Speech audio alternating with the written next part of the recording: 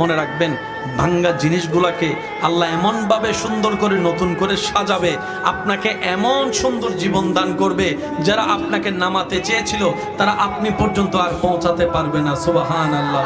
যারা আপনাকে টেনে ধরে নামাতে চেয়েছে তারা অনেক পিছনে পড়ে থাকবে, আপনি রবের রহমত নিয়ে অনেক দূরে এগিয়ে থাকবেন। মনে রাখবেন শুধু একটু সয়ে যাবেন, একটু ধৈর্য ধরে থাকবেন, একটু সহ্য করে চুপ করে থাকবেন। যত সইবেন তত পাইবেন, যত সইবেন তত পাইবেন।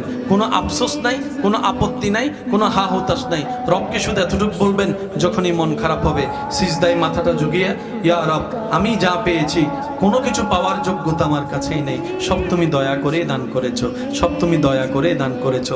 একটা জিনিস পাওয়ার যোগ্যতা আমার নাই, এই চোখ পাওয়ার মতো যোগ্যতা আমার কাছে নেই, এই কান শোনার মতো কান আমার কাছে নেই। আল্লাহ কোনো কিছুরই পাওয়ার যোগ্যতা নাই, তুমি দয়া করে দেখার জন্য দুইটা চোখ দিয়েছো, তোমার দরবারে শুকরিয়া।